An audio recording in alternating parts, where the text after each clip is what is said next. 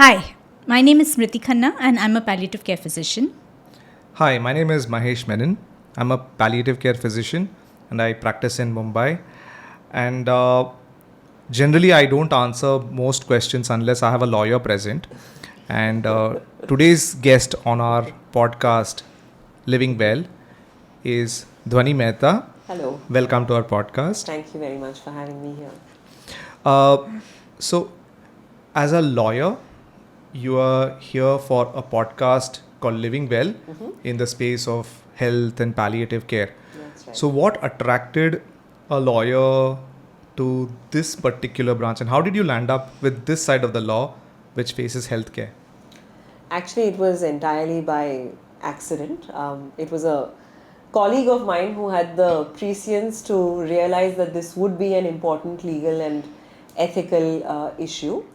And in 2014, there was a petition pending before the Supreme Court, had been filed by Common Cause, and the petition had asked for the legalization of advanced medical directives.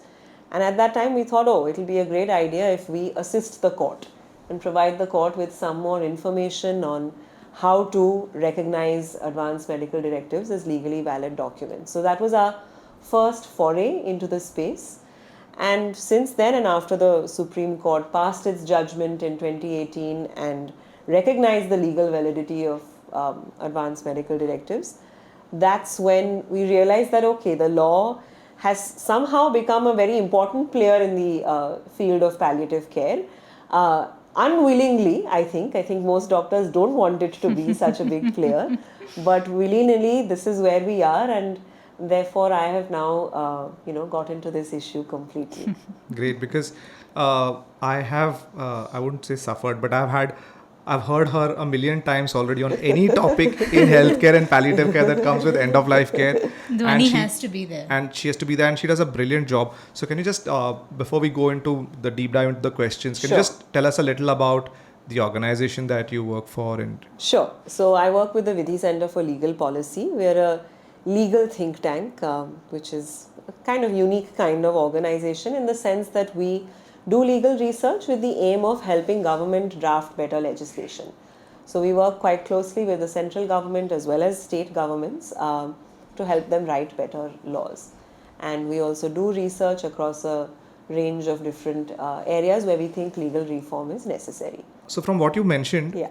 I believe that it's your place to kind of come in as someone who facilitates that interaction between the medical community, which is trying to have the best interests of the patient, That's the right. government, which wants the Yeah. best interests of the citizen.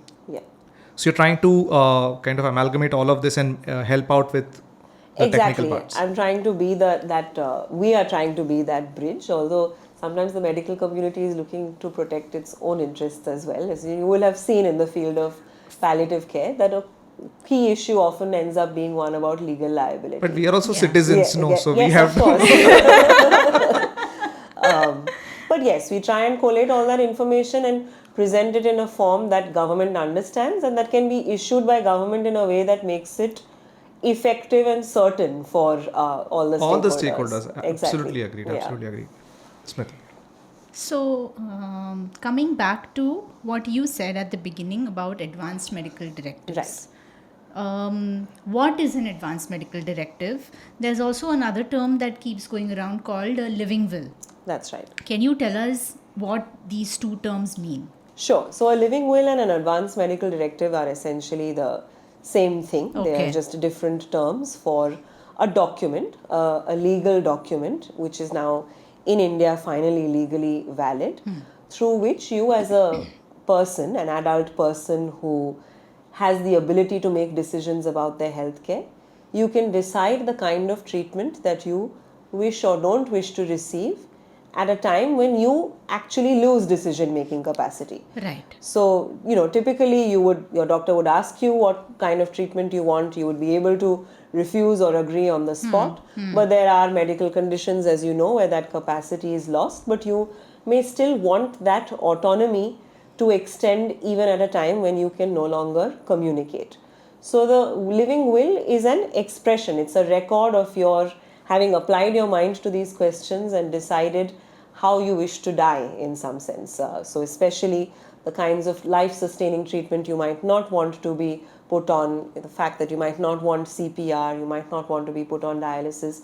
These are all things that you can write in an advanced medical directive and record so that your treating team and caregivers can refer to it and abide by your wishes. Can I just explore this a little more? Because Yeah. I have one of my teachers from college, and she asked me this question about 6 years ago, and she asked me this exact question. She said, "What do I do?"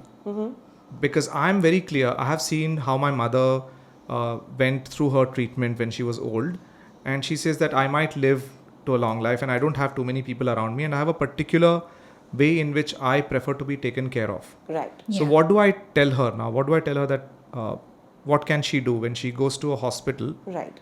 So what can I tell her? Is there good news that she has control? Because she's afraid, like many people are, if I go to a hospital, I might have to do this, I might have to do that, and Of course. Yeah, so I think there is an answer to this now. There is, through the advanced medical directive, through the living will, you can express and exercise that control in a way that your treating team is required to pay attention to it and to, I mean, I won't say that they are automatically bound by it. There is Correct. still some medical discretion and judgment involved in deciding what is appropriate or not for you. But this is now an expression of your wishes, and it can be recorded in the form of a document. There is a formality as to how you should execute that document, get it notarized and signed in front of two witnesses. But once all of that is done, it does become a legally valid document that you can request your, I mean, if you have a long-term association and you are getting regular treatment at a hospital, you can request that it become a part of your file of your, your health records, your medical records. Or otherwise, you ensure that you have a copy of it on your person or with your caregivers or the ones who are likely to take you to hospital, so that it can be presented even in an emergency. And your doctor is made aware of it. And this has been legal since 2018. That's Right. right, exactly. 2018. So Yes, 7 years, true. and this has been there. So a lot of people Yeah. might not know, but they Yeah. do have the right to choose Absolutely. wisely about how their healthcare preferences can be respected. Exactly. And so this living will or this advanced directive is something I can hand out to my family or friends. Yes. In fact, and the say court that- judgment, which did recognize these documents, recommended that you do that. So the idea, and this brings me to another key component of the living will, is that you should nominate at least two persons in that living will who can exercise, who can make decisions on your behalf at a time when you lose that capacity. You Again, nominate people who know your preferences, who know your values, who you have discussed your treatment goals with. I can give this living will to family or friends so that they are also aware of what I want, and Absolutely. You should, in fact, the people who you have nominated to take those decisions on your behalf, you should certainly hand a copy of it to them. And if you have a family doctor or your treating physician, it's advisable that they keep a copy as well. And when you said that there are, you should appoint two people, Right. who know your medical preferences. Exactly. Are these two people also named on that living will? Yes, absolutely. Their name, their details, because there should be a way to contact them so that your treating physician can reach out when there is a decision like that to be made. And preferably they should be named in order of preference. Preference. Yeah, so that they know that the first person to contact is XYZ, and if they're not available, then the ABC. other person. Yeah, exactly. Okay, but now this seems a little daunting. Okay, that I have to make an entire medical document understand. by Yeah. myself, Right. or a legal document. It's more daunting because it's a legal document. It's a legal Yeah, document. What should I do if today if I decide I need to Right. get a living will done? Sure. What should I do? Who should I approach? Should I first go to my doctor? Should I first go to my lawyer? Should I first read up something and have a look at it? Right. I would recommend the last option, which is that the first is to acquaint yourself with this issue, what the idea behind advanced care planning and making an advanced medical directive is, and then discussing that first with your family members or whoever else you trust and want to be able to make those decisions on your behalf. So I think the starting point is just a conversation and educating yourself about it, and asking questions of people who might know more about it. There are resources available as well online, specific now to India, about how to go about this process and the way in which you can have this conversation. So the idea first is to acquaint yourself That's the with first that. step. Exactly. And these resources that you talk about, they Yeah. can be available on Vidhi Legal Policy's website. Yeah, or Palliam India. They are or the Indian available on Association of Pallium Palliative India. Care. They're Yeah. available on IAPC website. So we'll Absolutely, put yeah. these links in the description for if you want to ever have a look at them. Exactly. These are the links that you can look Yeah, 'cause at. there are a lot of frequently asked questions that we've tried to answer there. Oh, and lovely. Hopefully Huh. that will be of use to Okay, people. so I have gone through the questions and some of the resources. Sure. Now I'm ready to make it. Okay. Now what do I do next? So there you can, if you like, and you've understood everything about it, write it out yourself. So Okay. the thing to remember is that it's not a legal document in some sense. It's only a legally valid document, which means that it is a Right. document that the law has to recognize. But it could be you writing in your journal about what your wishes and preferences and your thoughts about death are, and then specifically mentioning the kind of treatment that you don't want to receive. So, I mean, of course, apart from the actual formality of executing it, the content of the document, there is no specified Specific. required format. I can write it in the language that I want. Yes, you I can write it on yeah. the paper that I want. That's right. Yeah, no I stamped can paper. I can write it in the template that I want. I don't Absolutely. have to refer to a template. I could You don't just have to, yeah. I could just write an essay You could, about my yeah. thoughts Yeah. on how I want to die. Absolutely. And with some specifics. With some specifics. So the specifics should be that, the kind of treatment that you don't want to receive, and the people that you want to nominate. These are the absolutely essential components. And yes, to make it completely legally valid, to include a statement that says that you understand what you're doing, the consequences of making this document, and you're making it at a time when you Sound mind. have a sound mind decision making capacity. Correct. So while you were discussing this particular question, a few thoughts that came to my mind. Right. Because we've had a few guests on the show and we've discussed how difficult it is to bring up this topic of death in the conversation. Some of our guests have mentioned that it's difficult to bring up that subject. Of course. But if we look at it in our day-to-day lives, if we look at popular culture, we use the term death very loosely. Right. We use it every time there are insurance policies taken. Yeah. Yeah. There is. So I often think that what prompts people to take an insurance policy that says that if I die, this will happen. Yeah. But when it comes to the real act, so I guess that there is a bit of Right. that dissonance because it's real. Yeah. We all have our. And people make wills all the time. They make That is- wills, so exactly. Yes. That is an exercise that everyone is again And Correct. well in versed advance with. of when Yeah. they expect to die. Absolutely. You could Exactly. start writing a will at the age of Yeah, 30 if exactly. you want. So it's very strange that people are very concerned about how their material property will be disposed of, but perhaps haven't thought as much about what to do with their own corporeal property. So yes, and in fact, there are people nowadays who talk about the youngsters when we hear about all these sudden deaths, and Yeah. there's a lot of media storms about these things. I'll not go onto that. But one of the things that I heard someone ask me was about term insurances and what Yeah. happens. So there is thought about the There is. the possibility Preparing. of death. Yes. But I guess the process of dying or that before that, Yeah. there's a bit of a blind spot. Absolutely. And Yeah. it's sometimes it's better not to look at it because if I don't look at it, it won't happen. So there's a bit of denial also. Certainly. And I think a lack of knowledge about, as you said, what actually that dying process can entail. And again, I find this surprising because now most people do, have experience of a relative in an ICU, have Correct. seen what some of that long drawn agony can be.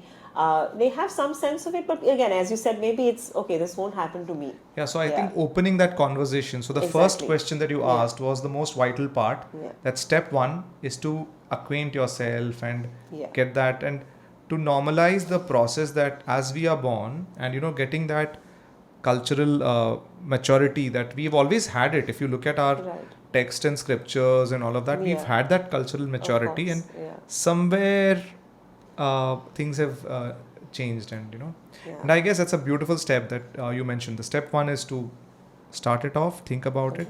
And this I didn't know, that you could write it on any paper. You don't need an official legal paper. Yeah. You can write Yeah. an essay. Yeah.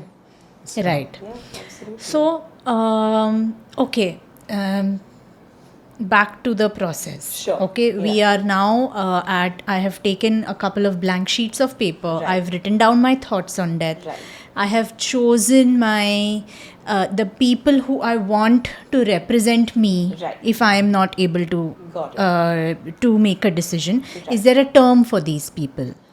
So they can be called healthcare power of attorney or a nominated surrogate decision maker, but I would say healthcare medical power of attorney is the one that is most commonly So, used. like a financial Exactly. power of attorney, we have a Absolutely. medical power of attorney. That's right. That's the same idea. So I have chosen my medical Right. powers Healthcare of power attorney. of attorney. Yeah. Power Yeah. of attorneys. Powers of attorney. So we also have. Mother-in-law and mothers-in-law. Yeah. So this podcast also educates about the nuances of English grammar. There's so many benefits, and yeah. Absolutely. And I'm a real expert on that. Actually, so. That's done. Yeah. Now you said I need Yeah. to have 2 witnesses. That's right.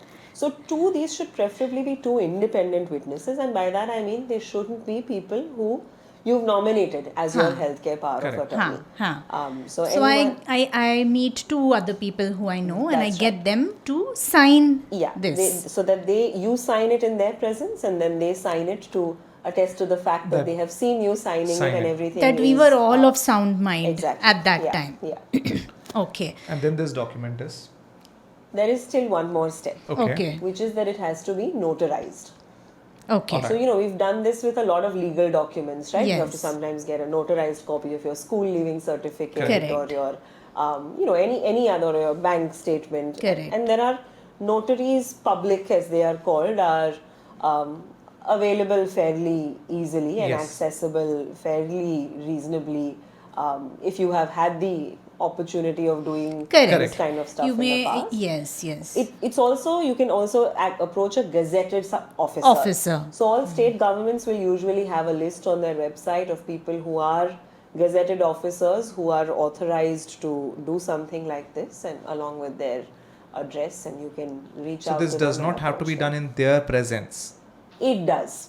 So all of That this is- process that we mentioned, yes, that me yes. signing, Yes. 2 witnesses signing, everything has to be done in the presence of It the does. notary. That's the act of notarization actually. Exactly. That the notary is also there to attest to the So fact it's a that this complete has circle. happened. So this Absolutely. me, my Yeah. representatives, and the state, and everyone's witnessed this particular. Absolutely. Exactly. So that means once I have written out the living will, Yeah.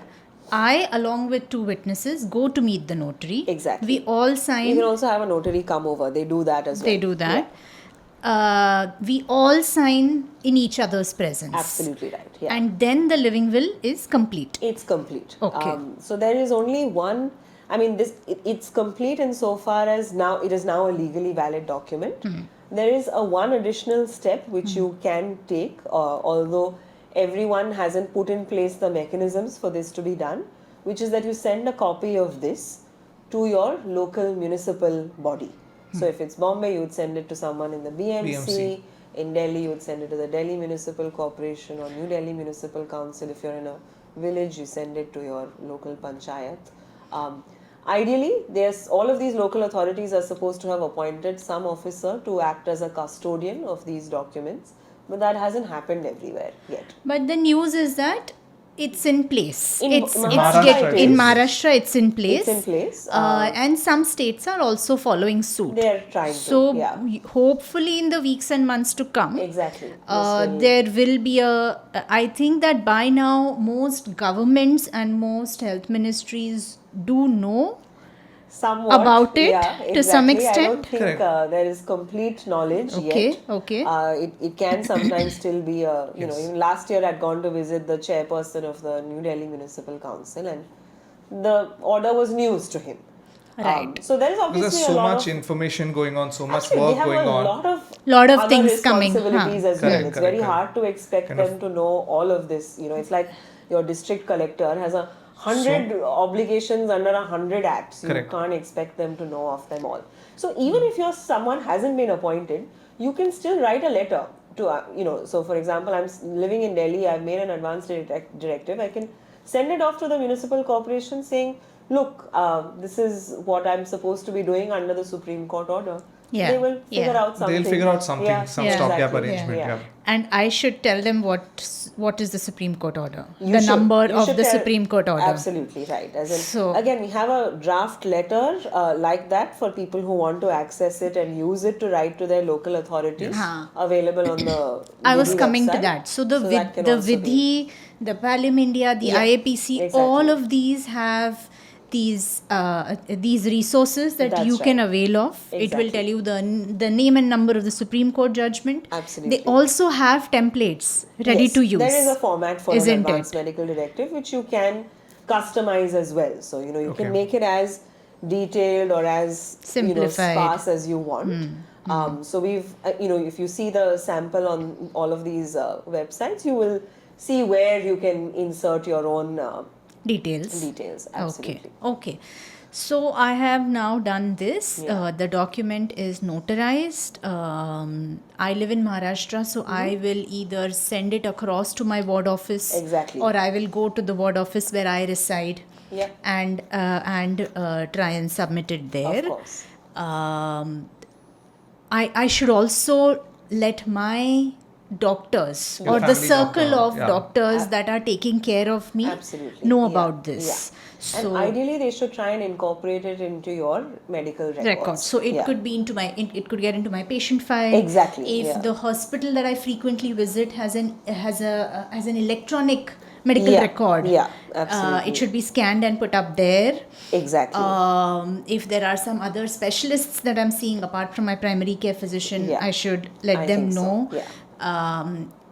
And I should also give copies to my close family or friends, Exactly. who I think may be involved Exactly. in the So event anyone that who I you fall think ill. may be attending to you, at the time at which you're treated to hospital or during an emergency, it's useful if they all have information and an actual copy of this. And again, just as a matter of legal practice, I would recommend getting all of those copies notarized. Ah, okay. Yeah, it's not a requirement, and no one has. I mean, the judgment doesn't talk about it, but knowing what the practical difficulties one might encounter and just wanting to be entirely cautious, this is my As duty. lawyers tend to do. Tend to be. I So would like say you- go ahead and get everything notarized. Lovely. Yeah. Huh. I'd like you to just hold that sequence that you've built up this fantastic steps.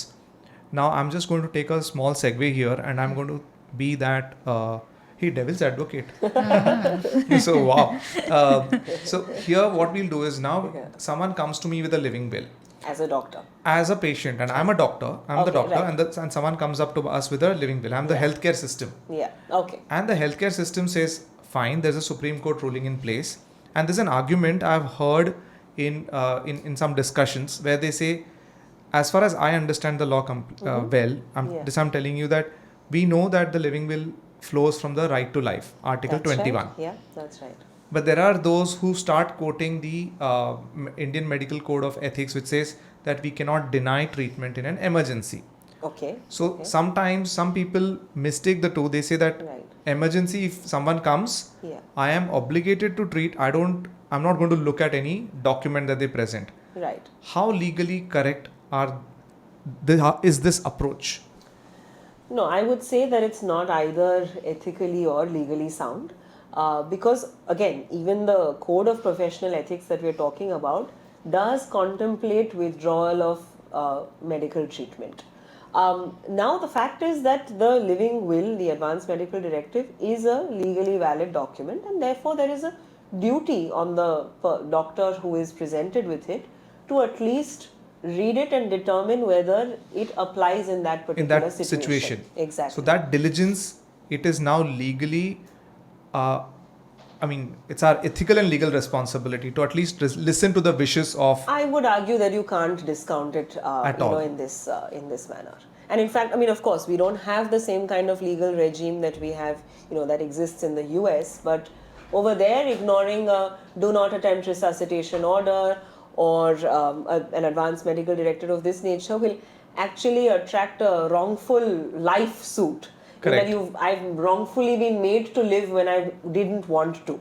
Correct. and there are civil, damages that the doctor or the hospital would have to pay. Correct. Again, we simply don't have that legal or social culture over Correct. here.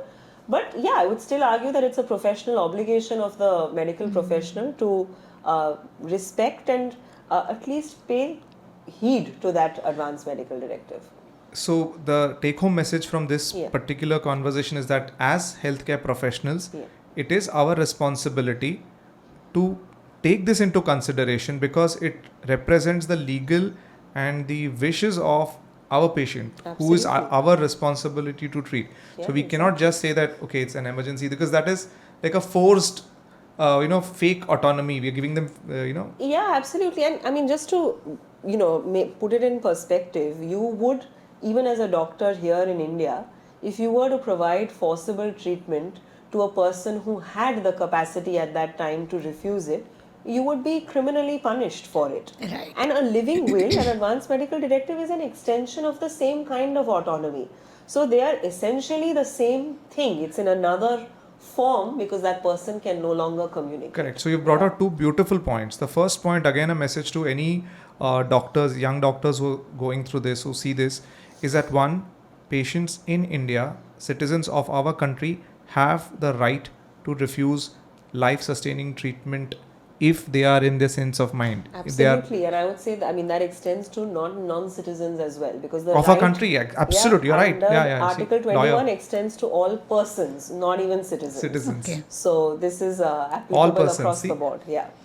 So good to have a lawyer on board with this. Beautiful. So this was the first part, and Yeah. the second take-home message from this conversation is Yeah. that the living will is like an extension of the right to life, Right. and therefore it must be respected whenever Absolutely. someone brings it to us Yeah. as a healthcare organization. That's right. Yeah, just the flow that you were going with. Yes, but I also want to sort of do a segue and discuss about when does the living will come into effect. That's right. That's a very good question. There are specific times when it comes into effect. Of course. So, I mean, the fundamental one from the patient's perspective is that it comes into effect when the patient loses the capacity to make decisions about their healthcare. So, up until the point, I mean, you may have made a living will or an advanced medical directive, but up until the point that you can make decisions, you can communicate with your treating team, that's You fine. will communicate. You will do that, and you may be communicating things that are contrary to what you said in your advanced medical directive, but that's okay. What will have primacy is what you're saying at that point of time. It comes into effect only when you lose that decision making capacity. And the second condition, at least in the Indian context, and again, given what the court has said, is that it comes into effect when a person is terminally ill or, is in another kind of medical condition where there is no hope of cure or recovery. So those are the kinds of conditions where it is triggered for the purposes of refusing life-sustaining treatment. So that is the medical condition where it comes Exactly, into effect. exactly. So as a doctor, Yeah. it's my duty to know that I have to adhere to the living will, what it says, when I feel that my patient That's right. Exactly. is in a situation where further treatment is no hope of cure, Exactly. or my patient is terminally ill. Yeah, and you think that the medical treatment is not going to benefit them further, and so you have to, as a patient, as a doctor, decide whether that background condition Those preconditions exists. come Exactly. into place. Exactly. Now, what if I am faced with a situation where I don't believe that this is a terminally ill condition, Sure. and my patient's family says that this is the living will? Yep, there's a What living do I will now. then Yeah. do? So, if I were a doctor, I would say you consult with 2 other experts, bring people on board, get their opinion as well. So let your opinion not be the So sole get one their that opinion on the condition of on the the patient. condition. Like, Is this a terminal terminally ill? illness? Exactly. You get that opinion on board. Hopefully, you are able to resolve it at that stage. The patient's family is faced with, an array of doctors saying the same thing, and you communicate with them, try and explain it to them, perhaps give them some sense of what the prognosis of the disease is, try and understand why they are insistent on the advanced medical directive being used, even if terminal illness doesn't exist, and then leave it at that. You have no further obligation to escalate this if you are convinced that the patient is not terminally ill. The patient's family may go to the High Court, they may go to another hospital, they are also free to do that. Correct. But Okay. within that particular healthcare setting, you don't have any further obligation once you have determined this background condition doesn't exist. And I think one important thing that we keep talking about is that we need to document these things. Absolutely. So if I'm faced with this situation, I need to document in that patient's file that this is not a terminally ill condition, or we have had a consensus between treating doctors or a team of 3 or 4 or whatever. That's right. That this is where we are at, and that is our sort of reason for wanting to continue treatment. Exactly. Okay. So that's communication. Yeah. This documentation and documentation of communication. Correct. Simple. Again, that's stuff that lawyers love, right? Paperwork. So, should we get back to the sequence? We have the sequence. So the first step that we did was acquaint ourselves with the process. That's right. And wrote that up, got signatures all over. Then we submitted a copy, and hopefully in time, all states, everyone will have this. Exactly. So we have given it. And now we've gone to a hospital, and this living will is presented. Doctors. Our doctors. So now the system is more or less in place for me.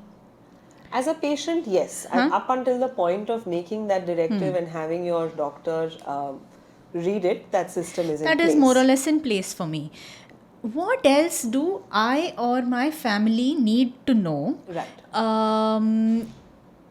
In the situation that I fall gravely ill, or I or I may have a chronic bad illness, Right. and it is expected that I might get worse in the few months or years to come. Right. Is there anything else that my family needs to know?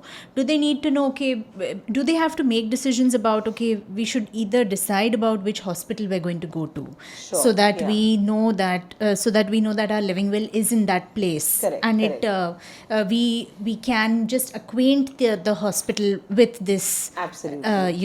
In the beginning. Yeah, I think you can do this most effectively when there is a chronic illness, or you're not in an emergency kind of situation, and you have had time to prepare, plan your goals of care with your doctor, have had several rounds of discussion with them, they are familiar with your advanced medical directive.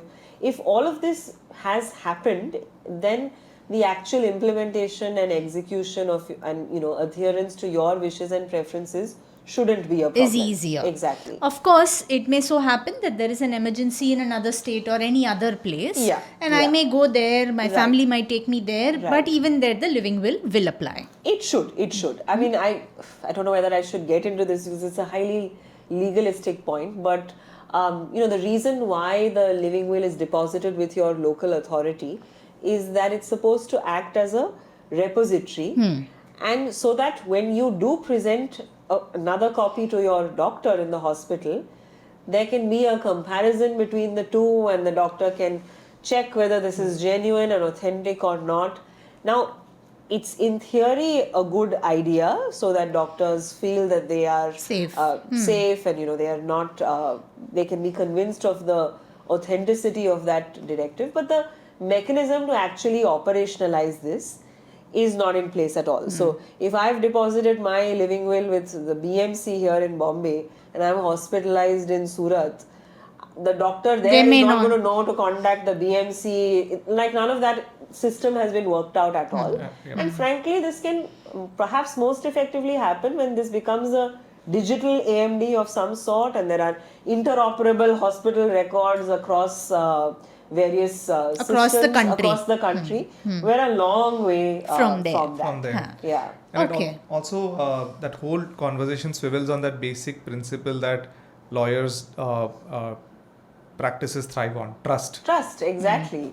You're supposed to be suspicious of the document that's presented to you, even if it appears to be notarized. And that actually I can attest to the fact, which is what you do before a notary, is that notaries can notarize documents after the fact as well. I mean, that happens all the time. And Okay. therefore, while it's a convenient way of verifying the authenticity of a document, as with most things in India, things can be fudged as well. Yeah. Loopholes can be So found. these are some of the absolutely. arguments that the Supreme Court had Yes. made in the discussions, and again, this is the Supreme Court of the country that we are talking about, Right. which deals with trust issues and Absolutely.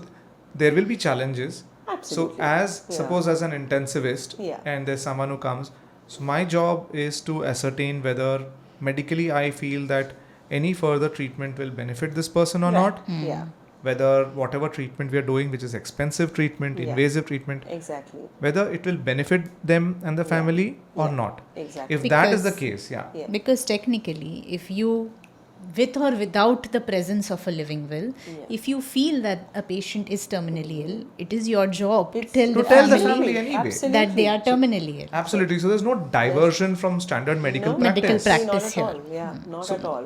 So I think that again, it's again the same Yeah. logic of that death part. Because Yeah. from a doctor's point of view, Exactly. they somewhere So that rather thought than comes getting in. into the Into the legal legal loopholes, loophole, Just the medical just do part. good Good. medical practice. Absolutely. Absolutely. So the next question that I have is, Yeah. do I need to be ill to make a living will? Not at all. You can be perfectly hale and hearty and be having morbid thoughts and say, okay, no, I am, or be thinking philosophically about how you want to die and make one. Make There one. is no. I can be reason. well, I can be Yeah, ill. yeah. I just need to be of sound mind. It may be the case that you change your opinion about this when you do fall ill and you have a better understanding of what it means to have a chronic illness or a terminal illness, and you revise your goals of care. You can go back and amend your directive following In the that same process. case, you have to then go You through the go entire through the whole process. rigmarole. Like you do for a financial will and things exactly, like that. exactly. So, but you can make it at any point after after you turn 18. Now the other question is one of the discussions around the living will and all these matters is muddied by the word that's been thrown in. That's euthanasia. People have thrown that Yeah. word in, Yeah. and the absolutely. moment you say euthanasia, it's like sets off a lot of bells ringing. Yeah, alarm bells. Alarm bells, Yeah. absolutely. Not the nice ones, the Yeah. alarm bells. Yes. Not the ones for whom the bell Well, tolls. No. So how do you explain the use of this term euthanasia Yeah. versus something which is the right of every person to have Yeah. choice over their body in a respectful and dignified, meaningful way. So let me Yeah. put that Please, question. please. Is making a living will Yes. me planning my euthanasia? Not at all. That's exactly. Not at all. Because making a living will is only about you expressing your desires about refusing certain kinds of treatment. And refusing or wishing to be taken off treatment doesn't constitute euthanasia as a matter of law. This has been endlessly debated in the Aruna Shanbag case, then in Common Cause. It's recognized that when you take someone off a ventilator or you refuse to put them on a ventilator, you are not killing that person. You are allowing natural causes to play out. You are allowing them to die in a natural way of whatever underlying condition it is that they have, and that doesn't constitute an act of killing. Now, euthanasia is a positive act of bringing about the death of a person, even if it is for beneficial reasons. And that's the reason for which it's allowed and permitted in other countries, but it's a very different from taking someone off life-sustaining treatment. Okay. So taking someone off life-sustaining treatment does not equal euthanasia. Not at all. Important. Neither does it equal active euthanasia, nor does it equal passive euthanasia. Yeah, no, unfortunately, the court calls taking someone off life-sustaining treatment passive euthanasia, and that's why I think the waters have been muddied a bit. I'd be actually very curious to know where there's some interesting legal history to do here in finding out who actually made those arguments before Australia. court that. Oh, really? Australia. I see. Oh dear. It was in one of the documents in Australia where they came I across these see. terms, I see. and that stuck in legal jargon. That came in, and once it I found its see. place, it didn't move. Yeah, it's stuck, and in India that terminology has stuck. So even when we did argue in court that if the Indian Council of Medical Research has come up with some guidelines on how to use terms Yes, yes. during terminal illness, and they've made a very forceful plea not to use passive euthanasia for this. But even then, that has somehow stuck in the minds of the court. So it will continue to say that passive euthanasia is legal, but it's not helpful to call it euthanasia at all. You can't use that same you shouldn't word. use that term. So that because is that's not the what we act call a is. misnomer. It's Exactly. not, It's- and there is a lot of controversy surrounding its use. So I'll just share an incident. So there's this elderly gentleman who's very clear, and he's been in a leadership role throughout his life. His children are doing very well in life, and he's always been the big boss of the house. And he was in the ICU, Okay. and he was like calling out for any complaints. He said, "I want to go out of the ICU," because he's 80 years old. Right. He is not comfortable. He can't get sleep. He's not oriented. He's getting disorientation. He hears the alarm bells ringing, and the ICU is a very intense place. There's a name. It's called the intensive care unit, and he was suffering. He was miserable. We came in and we managed to get him into the wards Right. with support. We explained the risks and benefits. Yeah. With reasonable medical care, we managed him in the ward. And he actually got so much better because he started eating better. Right. He started sleeping better. And we allowed home food. So a lot of things, his recovery actually got better from when he was in the ICU. So sometimes we have to keep this at the back of our mind, that the intense places sometimes may not be appropriate for those people who have been very clear that they don't want to be there, because they start fighting it. Exactly. Yeah. Exactly. Yeah. This can happen. Let's get back to the sequence. Yes. So we have the mechanism in Yes. place. Now, if I fall ill, Yes. what should my family do? If I fall ill and I'm not able to Communicate, not express communicate. anything. Yeah. So, I mean, at the first step, you could decide whether what your, if I'm a caregiver and my, let's say, and I'll give you an actual example of this. So, my grandmother had, she had, what is it called, hypersensitivity pneumonitis, and she was 88 years old, and she had made it very clear to us that she didn't want to go to hospital at all, leave alone be put on a ventilator. She just didn't want to be hospitalized, and she had actually made a draft advanced medical directive. This was between 2018 and 2023, which is the 2 years that we have Supreme Court judgments on this issue. So when she had made her directive, for it to have been a legally valid document, she was supposed to go to a judicial First magistrate and get that signed. So we tried to do that as well. And again, the magistrate was sympathetic. We went to the one in Bhoiwada, and she said, okay, this is, I understand, but I have not received any instructions about this. So we couldn't get it officially, legally, validly executed. And that actually formed part of our argument in court when we went back and said this process is too difficult, it's too cumbersome.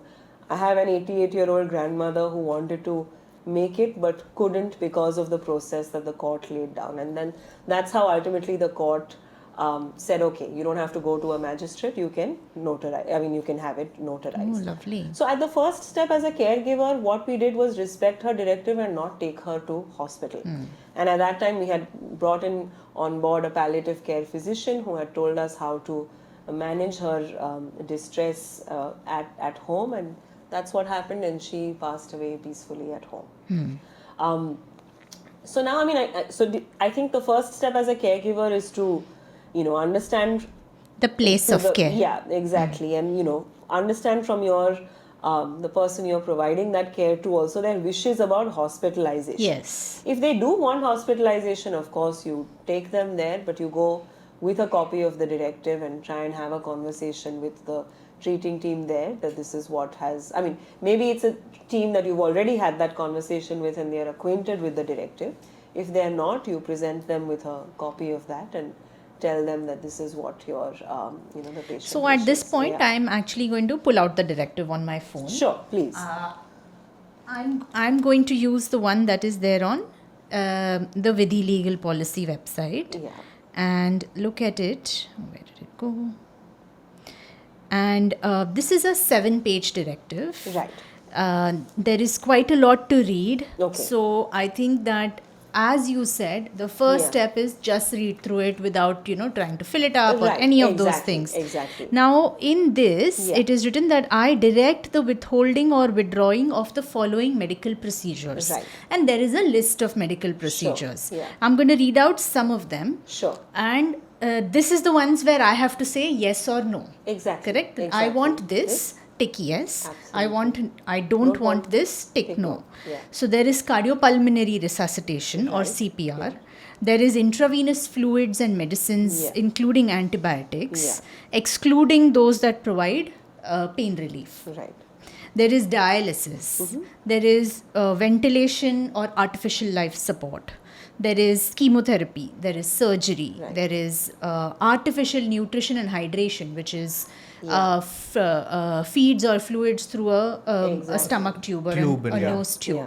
So, if my family takes me to the casualty, Yeah. they will show them this Yeah, advanced exactly. medical directive And draw their attention to these these particular points. treatments. My Yeah. doctors are Yeah. first required to decide whether I am in a terminally ill condition That's or right. not. Exactly. If not, I receive the medical treatment in accordance with what me and Standard my family medical want. Want. That's right. But if it turns out that this is a terminally ill condition, then they will adhere to these things. So then if I have said no to CPR, no to dialysis, Right. that means that I will not get CPR or dialysis. Right. I mean, there is still, again, because given this is all laid down by the court, there are still 2 more components to this process. In Okay. that you do, even if you have made an advanced medical directive, and even if you haven't made an advanced medical directive, the process by which doctors sign off on not providing you that life-sustaining treatment is a 2-step process. So, at the first step, there is a board of 3 doctors, 3 experts who come together and decide whether these conditions exist, terminal illness, and second, the fact whether this treatment would benefit you or not. If they sign off on that, then it goes to a second set of experts. Again, 3 doctors with 5 years experience each, one of whom is nominated by a district medical officer, who will again make the same determination. And once that's done, then you finally take this call on life-sustaining treatment being withheld or withdrawn. And I want to be clear that this is the process that applies whether you've made an advanced medical directive or whether you have not. So, and this is where the Indian system, the Indian legal system is perhaps slightly different from how advanced medical directives are used in the West, because the fact of making that advanced medical directive counts as the, really the final expression That is the of the be all and patient's end all. wishes. Exactly. And I mean, apart from the doctor doing some checks to ensure that there is nothing, flagrantly wrong about that directive, or the conditions that the patient are in meet those criteria, that's where it ends. But the court, in its infinite wisdom, has decided to lay down this process again for those like reasons a- of trust and suspicion that we. But yeah, 2-step verification, no OTP. You need 2 steps, so it's 1 and 2. That's right. So. I'm again. But what often happens, I just wanted Sorry, to say please, this please, yeah. because the confusion is that, okay, if you've made an AMD, all of this doesn't apply to you. Okay. If you've made an advanced medical directive, that's not what happens. But because otherwise, what's the point of making an advanced medical Yes. directive, right? Yes. The idea here, though, I think is, again, the court is thinking that you've made an advanced medical directive, at least it imposes a duty on the doctor to decide what to do in accordance with your directive. So their decisions are also guided by what you have laid down there. And more importantly, perhaps, and is that you have a clear person to go to get consent for not providing that treatment, because you have mentioned those healthcare powers of attorney. So frankly, currently in the Indian context, the value that an advanced medical directive adds is that it provides some reassurance of your own wishes as a patient to the treating team and to your caregivers, and it provides a clear name and a hierarchy of people for the treating team to contact. So there is context, there is responsibility. Yeah. I'll use an example. I'll use this example from my practice, where there was this gentleman elderly, living by him with his wife. Yeah. Children are abroad, Okay. and he was on dialysis. He had to go 3 times a week, and he's in his late 80s. He didn't like the process because going there, and he would get a lot of cramps during and painful, and he was suffering with that. And he wasn't being seen by me. At that time, what had happened is I came to know from his history that he had deliberately avoided a few sessions of dialysis, and he had told his wife, he had told his friends that don't take me to the hospital. And he accidentally slipped while walking downstairs, and he had a fracture or something, and he ended up coming to the emergency. And because his kidney functions were bad, he ended up going to the ICU. All the things he didn't want to another level, they started playing out. So if we use this example, if suppose he had made all those advanced medical directives and discussed with his children, his family, and told them, if he had come to the emergency, what should have been hypothetically the response of the treating team? Yeah, if the treating team were presented with a copy of that, then they should have gone through it, checked with the caregivers who are present, if any. So maybe it was his wife who was there in case his children weren't. Whether this does reflect a true expression of his wishes, and then make that determination that now, okay, this is the care that I may ordinarily otherwise have provided. Is this care going to benefit this person or not? Is it in accordance with his the wishes he's expressed in his directive or not? And then promptly convene 3 experts to arrive at this determination. Convene that second group of experts as well. So this is where it gets difficult for treating doctors because it's in this time bound, and we are given 48 hours to take these calls. So sometimes when someone comes in with a condition where they are very clear that they didn't even want to come to the hospital. And of course, being a social country, we have everyone helping out each other, and people bring somebody to the hospital. So at that point, can the emergency team, can the intensive care team, can the primary team, palliative care team say that, look, this is very clear, and suppose, I just hope sometimes that they're very conscious and alert and they refuse. At that time, it's easy. Exactly. So we can just say, all right. If this gentleman was awake and alert, if he was awake and alert, he could just say, don't take me through surgery. I'm going to go home. Just give me pain relief. Correct. Just splint the limb. None of this process is required for that. So that is one. And the second part is, if for some reason this person is not in a state, then the whole process of having the primary and secondary board comes in. I mean, but still, wait a minute. Say this man has made his wishes clear to the family. Can the family not act in accordance with that? Exactly. And tell these same things. So if there is no consent for the treatment from the family itself, then you don't proceed. So they have the legal the right, so to speak, to decide the best interests of their loved ones. I wouldn't say they decide in their best interest. Perhaps, I mean, that best interest standard as a legal one is applied generally to doctors themselves, but they have the legal authority to act as the nominated representative of the so they patient. still can follow that up because it's their life, their loved ones. And again, the very fundamental principle that we spoke about right at the beginning, no medical treatment without consent. Going back to English common law, every form of treatment is actually assault if there is no consent.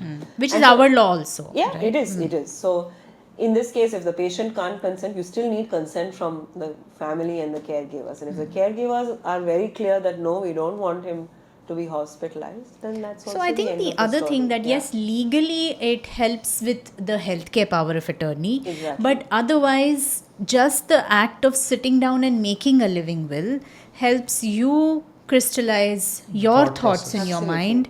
It makes things easier for your family if you are unable to decide, because they know what you wanted. They can keep that in mind. They may not 100% follow it. So if you say I want 5 things, they might give 3 out of those, Yeah, or you know, exactly. but there is a direction for them to follow. Certainly. And I've heard this from actually a lot of people who've approached me and said, can you help us make an advanced medical directive? A motivating reason is that they don't want their family to feel guilty for having to Guilty. take the difficult calls. So they can guide the Yeah, whole treatment plan. exactly. Yeah. I wanted to. So even though, go ahead. even though it takes time for the primary and the medical and the secondary board to come into effect, Right. the family still has the the right, Absolutely. the wherewithal Yeah, to say, to say, this no, is we what don't I want to want to- continue That's right. in treatment. This is what I Yeah. don't want to continue. That's right. Of That's course, after that, it's also up to the treating team to team. decide if they are okay to continue Exactly. treating the patient Exactly, or not. exactly. That is, That's right. they That's have, the within their family has their prerogative. prerogative, the treating team has its their own prerogative. Absolutely. But just the sense of making this directive can make Exactly. so many things clear. Clear. Absolutely. And just an extension of this part that we consider when we compare it with Western settings, where the individual has complete autonomy, and here we say that the family is involved. So this can be a good form of involvement, Absolutely. because Yeah, if they are that's involved in right. the care throughout, they discuss all of this. Yeah. So when it comes to something very vital, Exactly. the family can play such an important role in can. helping their loved ones, Yeah, absolutely. and without Absolutely. feeling stressed about it. That's the most. Exactly right. Yeah. I was just wanting to thank you for bringing the story about grandmom, and Right. and one of the points that stood out is, in most of the discussions we have spoken about what people don't want to do, Yeah. but you brought out a very beautiful part where we said that there was a palliative care doctor on board, Yes. which yes. means that there is no abandonment. It's not Not at all. we are just leaving you or letting you just go without any care, or nobody's going to pay attention. There's non-abandonment. Absolutely. You have someone coming in, a qualified person like a palliative care. That's right. What was the impact of the palliative care person in this situation for you?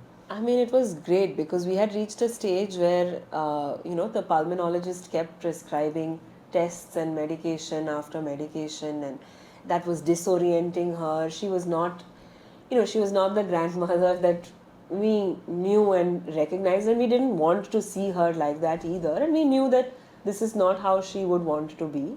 And she kept telling us that, she said it in Gujarati, just thodi rahat જોઈએ છે. I just want some relief. I want comfort. And that's the one time where I felt truly grateful for having stumbled on this field, because then the work that I had done and the professionals I had met made such a huge difference. So it was Dr. Raja Iyer who came and visited my grandmother and talked to us. She had a conversation with my mother, with my sister and me because we were the closest next of kin, about what we wanted to do, what the plan would be. And it's not as if we abandoned all medication, even curative altogether. Dr. Rajam Iyer even suggested what the pulmonologist has said, let's try for a couple of days, let's see how she responds to this. So it wasn't I've thrown up my hands, I'm giving up here's some pain relief medication which will put your grandmother in some kind of stupor. Correct. That is not how it was. So scientific. It was exactly. So we discussed that. We were in constant touch with her. She had told us about who to call if there was distress, and then how to administer the morphine. And when that came, and when the moment of passing ultimately came, we were able to relieve that and have her go peacefully. Yeah. And once again, thank you. I know you've shared a very personal anecdote, and I wasn't sure if you're prepared, but thanks for sharing it, because my it'll. pleasure. Yeah, I think that my sequence is complete. In fact, and it also brings us to that point that we look at only one of the perspectives, and people use only negative language about let's not do.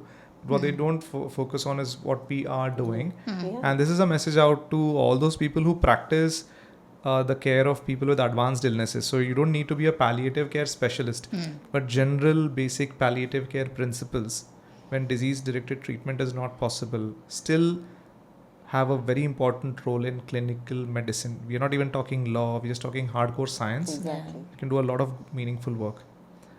We'll go to the Yes. important question, the $1 million question. What is this? Yeah. It's like a coffee with Karan kind of question, is it? So this is a question that we ask all our guests. What does living well mean to you?